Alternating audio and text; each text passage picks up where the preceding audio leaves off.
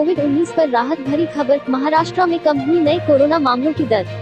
देश में corona virus के मरीजों की संख्या प्रतिदिन 8,000 की ज्यादा की दर से बढ़ रही है। मंगलवार को कोरोना के कुल मरीजों का आंकड़ा 2 लाख तक पहुंच गया। इस बीच देश के सबसे ज्यादा कोरोना प्रभावित राज्य महाराष्ट्र से राहत भरी खबर है। बीते 2 महीने में पहली बार राज्य में कोरोना के संक्रमण की दर देश भर में संक्रमण की दर के मुकाबले कम हुई है।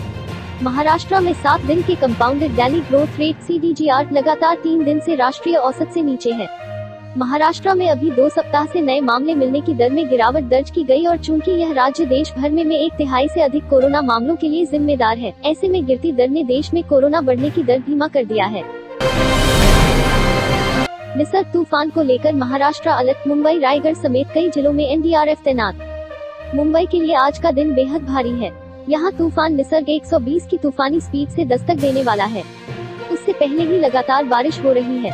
समंदर में तूफान के समय 6 फीट ऊंची लहरें उठ सकती हैं। हालांकि मुंबई समेत पूरा महाराष्ट्र निसर्ग की मुसीबत से निपटने के लिए तैयार है। राहत और बचाव कार्य के लिए NDRF ने पूरे महाराष्ट्र में 20 टीमों को तैनात किया है। मुंबई में 8 टीमें, रायगढ़ में 5 टीमें, पालघर में 2 टीमें, ठाणे में 2 टीमें, रत्नागिरी में 2 टीमें और सिंधुदुर्ग में 1 टीम की तैनाती की गई है। इसके साथ ही आज तड़के ही लोगों को सुरक्षित स्थानों पर पहुंचाया जा चुका है। नॉर्थ ईस्ट दिल्ली दंगे, दिल्ली पुलिस ने ताहिर हुसैन को बताया मास्टरमाइंड, बताया कैसे रची साजिश।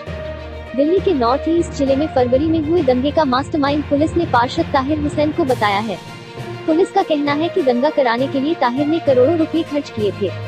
इसके लिए वह पूर्व JNU स्टूडेंट उमर खालिद और शाहदरा के खुरेजी खास दंगे में आरोपी खालिद सैफी के संपर्क में थे। क्राइम ब्रांच की SIT ने मंगलवार को कड़कड़दुमा कोर्ट में दाखिल चार्जशीट में यह खुलासा किया। पुलिस ने ताहिर समेत 15 लोगों को आरोपी बनाया है। इनमें ताहिर का छोटा भाई शाह आलम भी है। जांच में सामने आया कि ताहिर ने दंगे के दौरान अपनी लाइसेंसी पिस्टल का इस्तेमाल किया था, जिसे उसने दंगे शुरू होने के ठीक 1 दिन पहले ही रिलीज करवाया था। अमित शाह की चुनावी रैली के दिन बिहार में थाली पीटेंगे तेजस्वी, कहा RJD के दबाव में BJP ने बदली डेट। बिहार में 9 जून को प्रस्तावित भाजपा की पहली चुनावी रैली की डेट बदल गई है।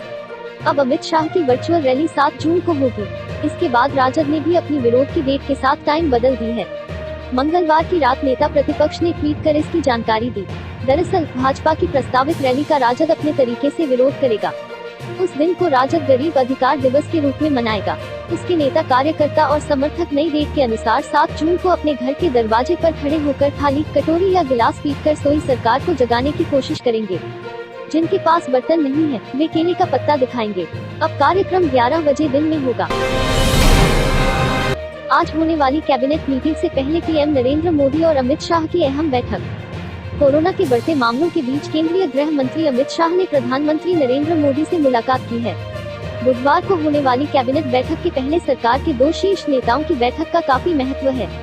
लॉकडाउन खत्म करने और अनलॉक 1 के बीच कोरोना के मामले लगातार बढ़ रहे हैं।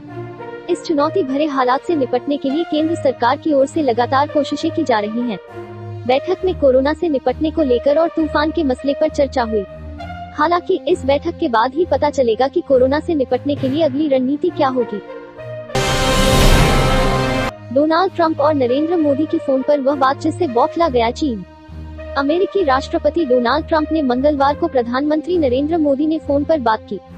दोनों नेताओं के बीच 25 मिनट से भी ज्यादा वक्त तक कई मुद्दों पर चर्चा हुई। इसी दौरान ट्रंप ने मोदी को G7 देशों की बैठक में शामिल होने का न्योता दिया। अमेरिका में हिंसा, भारत चीन सीमा पर तनाव, कोरोना वायरस महामारी और वर्ल्ड हेल्थ ऑर्गेनाइजेशन में सुधार जैसे मसलों पर दोनों नेताओं ने बात की। बातचीत के कई बिंदु ऐसे रहे जिससे चीन बौखला गया। चाहे वह G7 को विस्तार देने की बात हो या सीमा तनाव की, चीन को मोदी ट्रंप की यह बातचीत बिल्कुल पसंद नहीं आई। अमेरिका में हालात बिगड़े, नेशनल गार्ड के 67,000 सैनिक तैनात। अमेरिका में अश्वेत शख्स जॉर्ज फ्लॉयड की हिरासत में मौत के खिलाफ हो रहे हिंसक प्रदर्शनों की वजह से देश में हालात बिगड़ गए हैं। करीब 6 राज्यों और कम से कम 13 बड़े शहरों में आपात स्थिति घोषित कर दी गई है। देश भर में नेशनल गार्ड के करीब 67,000 सैनिकों को तैनात किया गया है। वॉल स्ट्रीट जर्नल ने कहा कि अमेरिका में अब तक इतनी बड़ी संख्या में सैनिक नहीं तैनात किए गए थे। फ्लॉयड की हत्या को लेकर हो रहे राष्ट्रव्यापी प्रदर्शनों में कम से कम 5 लोगों की मौत हो गई है। करीब 4,000 लोगों को गिरफ्तार किया गया है और कम से कम 40 शहरों में कर्फ्यू लगाया गया है। अधिकारियों ने हिंसा और लूट की घटनाओं के बाद न्यूयॉर्क सिटी में कर्फ्यू लगा दिया और पुलिस की मौजूदगी बढ़ा दी। युद्ध की तैयारी कर रही है चीनी सेना, तिब्बत के पास रात में किया लड़ाई का अभ्यास। भारत चीन सीमा विवाद में भले ही दोनों देश बातचीत और डिप्लोमेसी के जरिए मामला सुलझाने की बात कह रहे हो, लेकिन पर्दे के पीछे दोनों सेनाओं ने ही किसी भी आपात स्थिति के लिए तैयारियां करनी शुरू कर दी हैं। मिली जानकारी के मुताबिक चीनी सेना भारत से सटी तिब्बत सीमा के पास युद्ध अभ्यास कर रही है। चीन ने तिब्बत मिलिट्री कमांड पर न सिर्फ पहाड़ों पर लड़ने के लिए उपयोग किए जाने वाले हथियार भिजवाए हैं, बल्कि रात में कैसे जंग लड़ी जाएगी इसका भी अभ्यास किया जा रहा है। चीन की सरकारी मीडिया ग्लोबल टाइम्स में छपी एक रिपोर्ट के मुताबिक चीन की पीपल्स लिबरेशन आर्मी की तिब्बत कमांड ने हाल ही में ऊंचाई के इलाकों में और खासकर रात में युद्ध लड़ने का अभ्यास किया है। इन युद्ध अभ्यास का लक्ष्य दुर्गम क्षेत्रों में लड़ाई करने की ट्रेनिंग और रात में हमला करने पर ही केंद्रित था। ये युद्ध अभ्यास समुद्र तल से 4700 मीटर की ऊंचाई पर तिब्बत सीमा के पास किया गया। रिपोर्ट के मुताबिक रात के 1 बजे पूरी बटालियन ने तिब्बत की तंगगुलिया माउंटेन की तरफ निशाना बनाकर युद्ध अभ्यास किया। इस दौरान सभी गाड़ियों ने अपनी लाइटें बंद रखी और नाइट विजन डिवाइसेज के सहारे युद्ध लड़ने का अभ्यास किया गया। अंधेरे में युद्ध लड़ने का सबसे बड़ा फायदा माना जाता है कि इससे ड्रोन हमलों से बचा जा सकता है। फिर खरीदो सोना चांदी। करीब 70 दिन बाद खुल गए सर्राफा बाजार, जाने क्या है ताज़ा भाव। करीब 70 दिन बाद सर्राफा बाजार में रौनक लौटने लगी है। हालांकि लोकल बाजार में तो सर्राफा की दुकानें तो लॉकडाउन 4.0 के दौरान ही खुलने लगी थी, लेकिन देश के प्रमुख सर्राफा बाजार 1 जून से खुलने लगे हैं।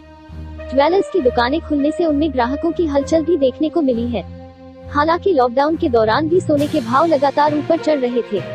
मार्केट के हालात को देखते हुए निवेशक सोने की तरफ रुख कर रहे हैं, जिसके चलते सोने की मांग और दाम दोनों में तेजी देखने को मिल रही है। India Boolean and jewellers association की वेबसाइट पर सोने और चांदी के ताज़ा भाव अपडेट होते रहते हैं। आज मंगलवार को सर्राफा बाजार में सोने चांदी की कीमतों की बात करें तो इंडिया बुलियन और ज्वेलर्स एसोसिएशन के मुताबिक आज 24 कैरेट सोना 47,184 रुपये प्रति 10 ग्राम के भाव से बिक रहा है। 22 कैरेट सोने के दाम 43,221 रुपये प्रति 10 ग्राम है। सोमवार शाम में बाजार बंद होने के वक्त सोने का भाव 47,043 रुपये था। बचत खाते में मिलने वाला ब्याज घटा, जानिए आपको कितना हुआ नुकसान। देश में लॉकडाउन खुलने के चरण में आपके लिए एक बुरी खबर आ रही है। बैंकों ने भले होम लोन और ऑटो लोन सस्ते कर दिए हैं, लेकिन ज्यादातर बड़े बैंक अब आपके बचत खाते में सेंध लगा रहा है। आपके बचत खाते में मिलने वाले ब्याज दर को कम कर दिया गया है। इसका सीधा नुकसान खाता धारकों को होने वाला है।